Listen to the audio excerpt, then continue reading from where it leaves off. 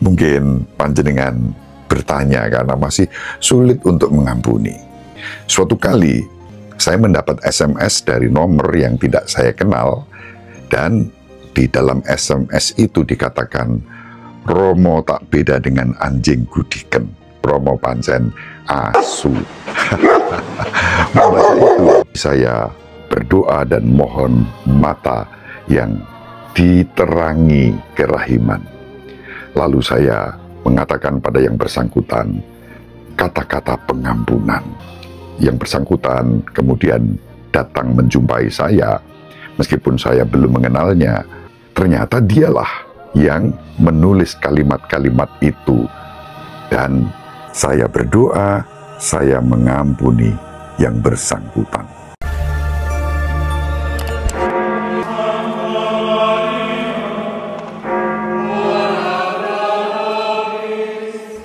Dominus vobiscum.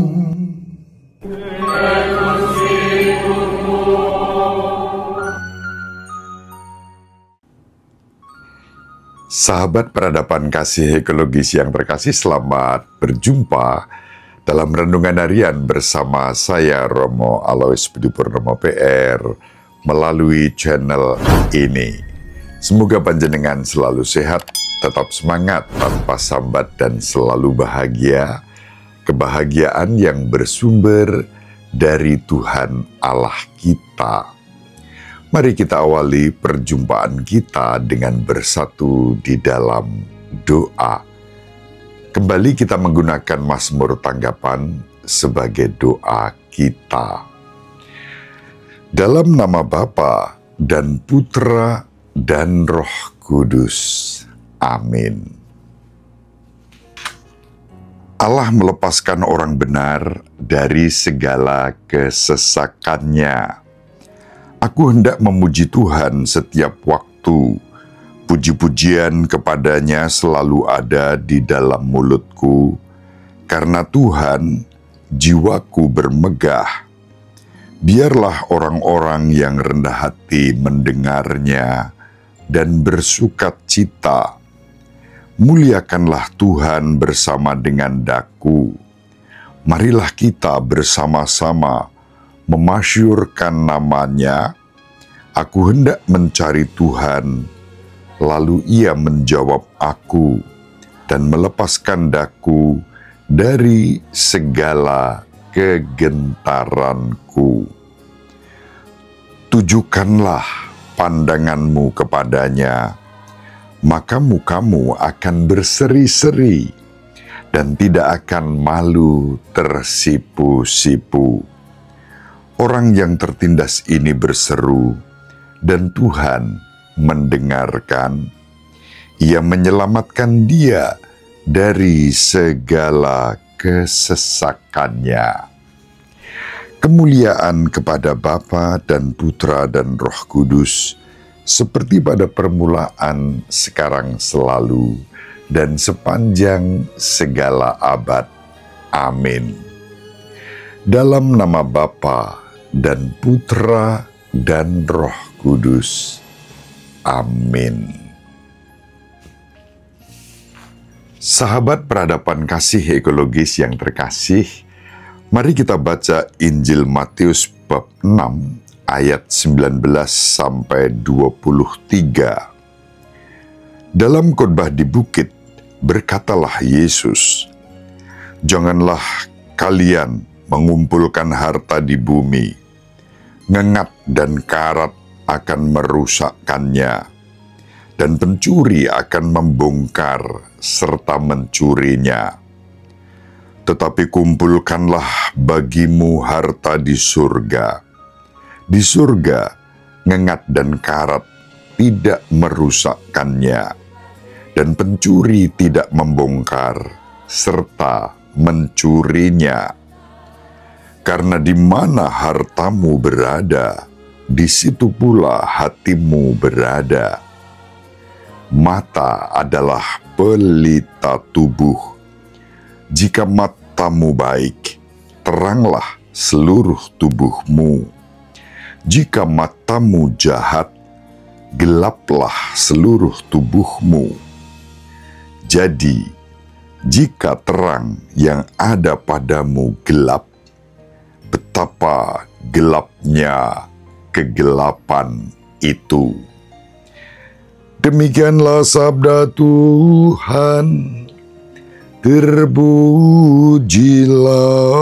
Kristus. Sahabat peradaban kasih ekologis yang terkasih, Injil pada hari ini tidak bisa dipisahkan dari sabda Tuhan kita Yesus Kristus yang kita renungkan kemarin. Kita sudah merenungkan isi doa Bapa kami, salah satunya adalah mohon pengampunan sehingga hidup kita dikuduskan oleh Allah yang Maha Pengasih dan Penyayang. Kasih Allah kepada kita memang tanpa syarat untuk kita orang berdosa. Namun terkait dengan pengampunan, Tuhan kita Yesus Kristus memberikan persyaratan khusus. Kita hanya bisa diampuni oleh Bapa. Permohonan pengampunan atas dosa-dosa kita pasti dikabulkan asal kita juga mengampuni orang lain yang bersalah kepada kita. Dengan demikian hidup kita dengan mata batin yang penuh dengan kerahiman, memandang dan memancarkan terang pengampunan kepada orang lain. Bila kita tidak mampu mengampuni laksana mata yang kemudian menjadi gelap, lalu gelaplah seluruh tubuh kehidupan rohani kita. Hanya karena kita tidak mau dan tidak bisa mengampuni orang lain. Padahal pengampunan adalah harta surgawi yang disediakan untuk kita. Ketika kita mendapatkan rahmat pengampunan itu, kita menerima harta surgawi dari Bapa yang Maha Pengasih dan Penyayang, dan kita dengan harta surgawi itu juga beramal kasih kerahiman kepada orang yang bersalah kepada kita dengan cara mengampuni yang bersangkutan. Dengan cara itu lalu sempurnalah pengampunan yang kita terima, menguduskan kehidupan kita. Pengampunan juga laksana cahaya terang di tengah-tengah kegelapan dosa. Maka ketika terang pengampunan itu tidak bisa kita pancarkan, betapa gelapnya kegelapan itu. Ini gagasan dasar yang disampaikan oleh Tuhan kita Yesus Kristus dan dapat kita renungkan dengan perspektif yang jelas. Maka sekali lagi tak ada alasan bagi orang yang mengimani Kristus untuk tidak bisa mengampuni orang lain. Sebab pengampunan itu juga yang akan berbalik kepada kita dengan rahmat pengampunan yang lebih sempurna.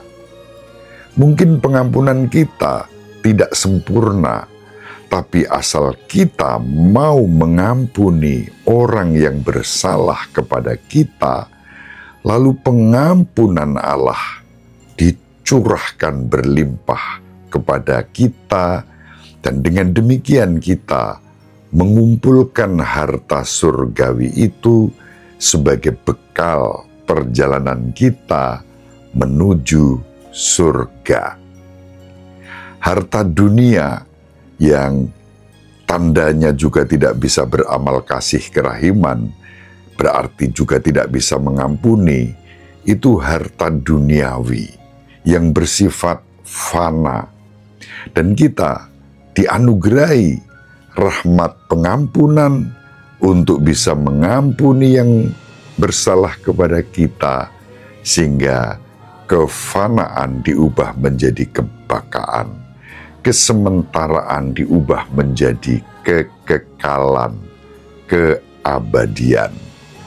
Dan itu akan menjadi sangat indah untuk kita. Masa sih Romo begitu? Mungkin panjenengan bertanya karena masih sulit untuk mengampuni. Dalam renungan saya beberapa waktu yang lalu soal mengasihi musuh dan juga mengampuni, saya menyebut satu pengalaman yang saya syukuri, tapi tidak menjelaskannya bahwa saya pernah mengalaminya. Sekarang supaya menjadi jelas, saya sharingkan pengalaman itu. Suatu kali, dulu belum ada WA, masih ada SMS.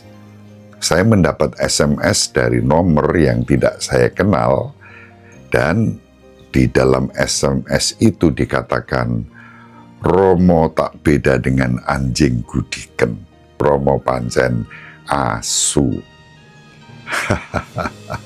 Membaca itu, sahabat peradaban kasih ekologis yang terkasih, kalau mata saya gelap, lalu gelaplah semuanya. Tapi saya berdoa dan mohon mata yang diterangi kerahiman. Lalu saya mengatakan pada yang bersangkutan kata-kata pengampunan. Dan memang yang bersangkutan kemudian datang menjumpai saya, meskipun saya belum mengenalnya.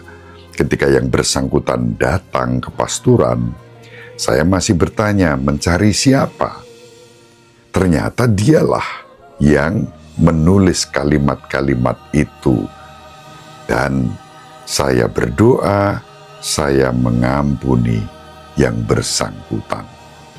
Pada akhirnya yang bersangkutan pun mengalami rahmat dari Allah yang penuh kasih.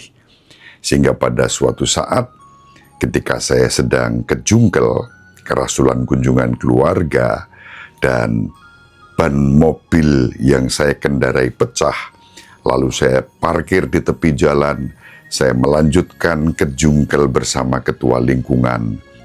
Begitu balik dalam keadaan hujan, yang bersangkutan berdiri di sebelah mobil saya.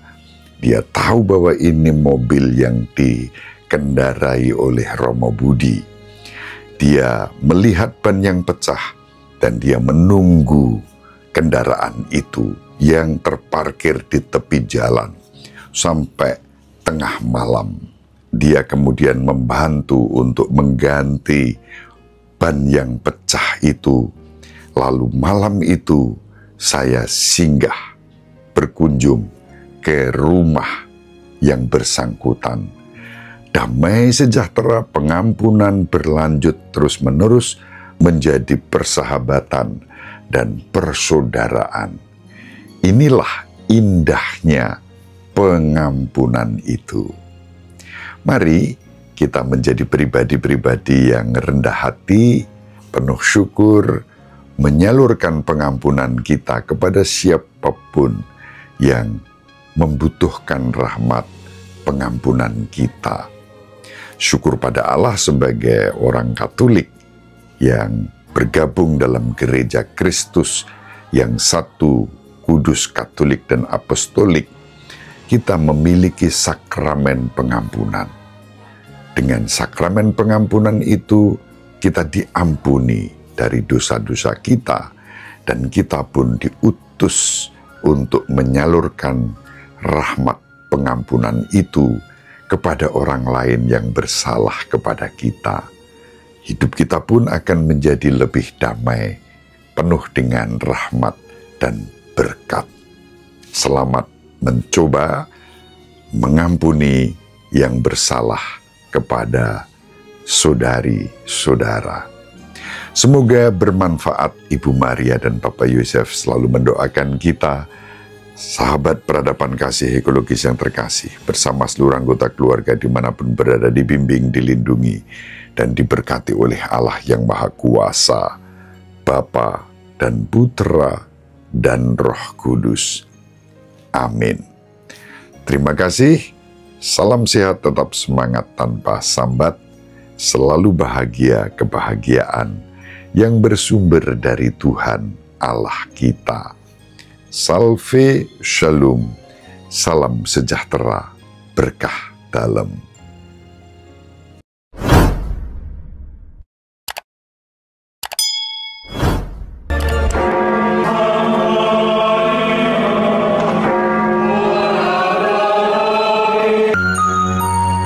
Sahabat peradaban kasih yang terkasih, sampai jumpa pada episode berikutnya. Terima kasih atas kebersamaan kita.